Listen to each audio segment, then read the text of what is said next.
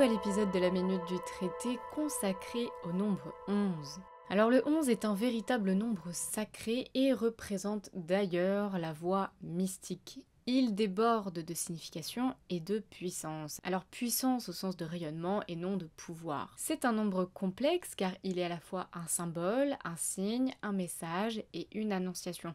Donc ça le rend assez difficile à décrypter. Il faut pour saisir son sens bien comprendre le chemin sur lequel vous vous trouvez et bien comprendre sa vibration. Je n'aborderai pas le 11 en chemin de vie, que je connais d'ailleurs très bien car je suis moi-même régie par ce nombre, car je trouve que les informations présentes sur internet là-dessus sont déjà très complètes et plutôt bonnes.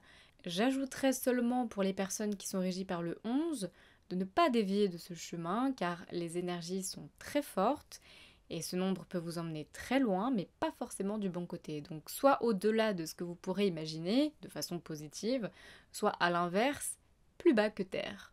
Donc il faut vraiment le maîtriser et l'accueillir à bras ouverts. Je rappelle néanmoins que le chemin de vie se calcule avec la date de naissance et que le résultat, pour les maîtres nombres, doit, selon moi, coïncider et à travers un calcul horizontal et à travers un calcul verticale, puisque notamment pour les maîtres nombres, vous pouvez tomber sur 11,2, 22,4, 33,6. Il faut la même valeur numérique d'un point de vue horizontal et vertical.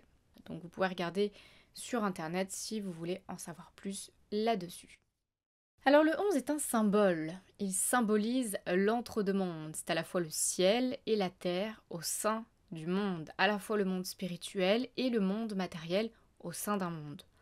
On retrouve particulièrement cette idée justement dans la notion de couple, où il y a deux individus qui existent singulièrement et ensemble. Il n'y a plus une seule entité avec les deux, mais bien deux entités formant une seule. C'est donc un symbole notamment pour les flammes jumelles qui doivent tendre vers cette singularité, cette réalisation de soi, tout en existant côte à côte et ensemble avec l'autre.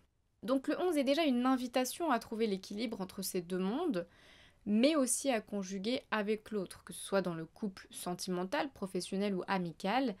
Le 11 incarne vraiment cette conjugaison de deux entités dans leur individualité et dans leur duo.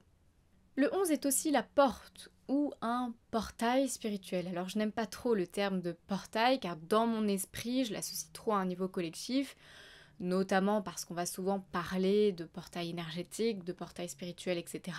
Et j'ai tendance à considérer le collectif dans une évolution de conscience spirituelle n'ayant pas sa place car une quête se fait seule. Donc j'ai tendance à mettre de côté tout ce qui est collectif. Donc je préfère le terme de porte qui est beaucoup plus individuel et personnel. Donc cette porte du 11 rappelle qu'il faut sortir du 2, de la dualité, de cet entre-deux-mondes justement pour aller vers le 1, l'unité.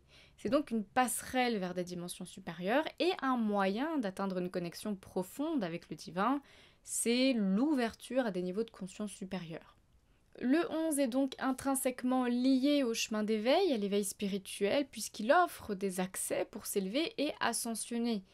Il va s'adresser notamment aux personnes qui commencent à s'éveiller, qui commencent un chemin d'éveil, qui commencent un parcours initiatique, pour les inviter à trouver justement l'équilibre entre les deux mondes, entre les deux états, à incarner ce trait d'union entre le spirituel et le matériel. Pourquoi ? Car le but d'un éveil spirituel, c'est d'atteindre le 1. Et dès lors que le 11 symbolise l'entre-deux-mondes, vous devez quitter la dualité pour aller vers l'unité. Que ce soit pour vous ou dans un couple de flammes jumelles, c'est dû pareil au même. Il y a une complémentarité, une union à trouver entre deux états, deux entités, deux individus, sans toutefois effacer l'un ou l'autre. Il s'agit d'atteindre l'épicentre des deux et de faire rayonner les deux comme une seule et même chose tout en gardant leur singularité. Pour bien comprendre, le ciel est bien le ciel, la terre est bien la terre. Et pourtant les deux se fondent l'un dans l'autre au sein de notre planète, sans qu'aucune des deux n'empiète sur l'autre. C'est ça le 11. C'est faire exister deux mondes, deux états, deux individus dans une osmose absolue. Donc lorsqu'une personne atteint un éveil spirituel, atteint l'illumination, elle atteint le 1, mais elle subsiste en tant que personne, en tant qu'individu dans le monde matériel. À ce moment-là, elle n'est pas devenue un être éthéré. Elle incarne la lumière au sein d'un monde matériel. Donc il faut vraiment saisir cette notion de dualité qui est souvent comprise dans l'esprit des gens d'un point de vue très manichéen. On a vraiment le mal et le bien, l'ombre et la lumière, alors que les deux sont toujours intrinsèquement liés et les deux existent ensemble, elles coexistent ensemble. Dès lors que vous comprenez et intégrez cela avec le 11, il sera ensuite très facile de décrypter sa vibration, son message, puisqu'il est omniprésent justement sur une quête spirituelle, puisqu'encore une fois, il s'agit de faire exister deux états au sein d'un seul, c'est-à-dire vous. Ça peut donc être votre part d'ombre et votre part de lumière. On ne pourra jamais complètement éradiquer notre part d'ombre, même en ayant atteint pleinement l'éveil. Il y aura toujours une petite part d'ombre. Encore une fois, seules les personnes ayant atteint la gloire telle que le Christ ne seront pas concernées, mais ce sont des demi-dieux, donc ça ne nous concerne pas. Alors si le 11 est une porte, le 11h11 est quant à lui une double porte. C'est une annonciation. On vous annonce qu'une porte doit être refermée et une autre ouverte. Vous êtes à ce moment-là en train de franchir une étape, c'est-à-dire que vous êtes en train de traverser la passerelle, le pont, le trait d'union qui existe au sein du 11. Et dès le moment où vous commencez à voir 11h11, c'est que vous avez commencé à traverser. Vous êtes en train de passer d'un état à un autre. Vous êtes en train de franchir quelque chose. Donc vous allez voir ce 11h11 pendant toute la traversée, pendant toute la période de changement du point A au point B, de l'ancien au nouveau. On vous annonce donc que vous changez d'état, que vous franchissez une passerelle justement, puisque le 11 est cette passerelle, et que vous allez entamer un autre chapitre de votre vie. Pour les personnes qui évoluent sur des chemins d'éveil, cette heure miroir est littéralement l'annonciation d'une petite mort vers une nouvelle naissance. Il y a clairement la fin de quelque chose et le début d'autre chose. Ouvrir une porte et en fermer une autre. Pour aller vers le nouveau, il faut bien clôturer l'ancien. Le 11h11 vous indique donc que vous devez clôturer avant d'ouvrir et que vous avez en fait à ce moment-là les pieds entre les deux états, entre les deux étapes, entre les deux mondes. Et donc on vous annonce simplement que vous êtes sur une passerelle, sur un pont, entre deux paysages. Si l'heure persiste un peu trop longtemps, il faut peut-être s'interroger et se demander si vous n'êtes pas bloqué quelque part, si vous n'arrivez pas en fait à aller jusqu'au point B, jusqu'à la nouvelle étape, jusqu'au nouveau chapitre, et que peut-être vous résistez à ce changement inconsciemment ou consciemment. Sinon, c'est que peut-être inconsciemment ou consciemment, vous êtes en train de chercher le signe. Sachez que le signe ne se cherche pas, il se manifeste à soi sans qu'on y ait pensé et sans qu'on ne l'ait envisagé. Alors quand vous croisez le 11, quand vous pensez être en vibration avec le 11, il faut savoir l'utiliser.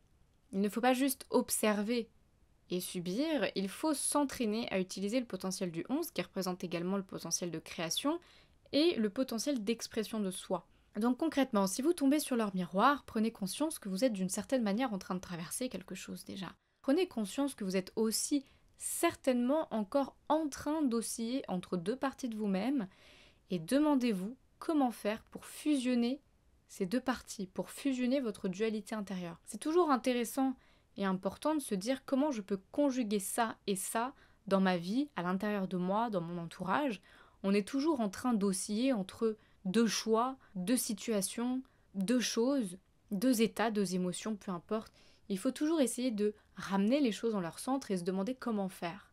Quand vous êtes par exemple dans cette période où vous traversez cette passerelle, vous changez d'état, pour bien saisir la situation et pour essayer de l'exploiter au mieux, imaginez que vous avez les pieds à deux endroits en même temps. Le pied gauche, il est à un endroit et le pied droit à un autre endroit. Imaginez-vous dans cet état d'avoir les deux pieds à deux endroits en même temps et voyez comment vous pourriez mettre à profit cette situation. Si vous êtes à deux endroits en même temps, qu'est-ce que vous feriez ? Qu'est-ce que vous aimeriez faire ? Qu'est-ce que vous pourriez faire ? En vous posant cette question, vous allez voir qu'il y a énormément de choses qui vont apparaître et c'est très intéressant de faire l'exercice et voyez ce que votre esprit vous offre comme solution. Notamment la solution qui va vous être proposée sera celle qui sera possible d'appliquer dans son quotidien, dans sa vie, dans cette étape de vie que vous êtes en train de franchir. Pour l'anecdote, j'avais vu un film il y a très longtemps où la personne avait une to-do list et elle rêvait d'être à deux endroits en même temps. Et elle ne voyait pas comment réaliser cette chose. Alors la personne qui l'accompagne a finalement exaucé son souhait et l'a ramenée en fait à la frontière de deux pays. Donc elle avait le pied gauche dans un pays et le pied droit dans un autre pays. Ça paraît tout bête, mais finalement, elle était à 2 endroits en même temps. Donc à ce moment-là, cette personne incarnait parfaitement le 11. C'est exactement ça le 11.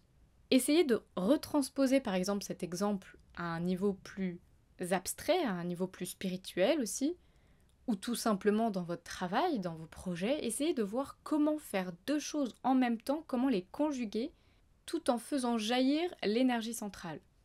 Maintenant, je vous laisse imaginer et voir un petit peu ce qui vous sera proposé. Il faut toujours tirer profit d'une situation inconfortable pour explorer ce qui ne pourrait pas l'être dans une situation confortable, car c'est justement dans ces moments-là que vous allez trouver des clés pour avancer. Donc ça peut être très amusant à faire si vraiment vous décidez d'accueillir le 11, encore une fois. Ça revient à ce que je disais par rapport au chemin de vie, il ne faut pas dévier du 11. Ne cherchez pas à dévier du 11, il est beaucoup plus puissant que vous de toute façon, mais cherchez à l'utiliser, à l'exploiter et à entrer en symbiose avec lui. Et là, vous allez découvrir énormément de potentialités qui s'offrent à vous. En espérant vous avoir éclairé avec le 11, je vous dis à très bientôt, je vous embrasse.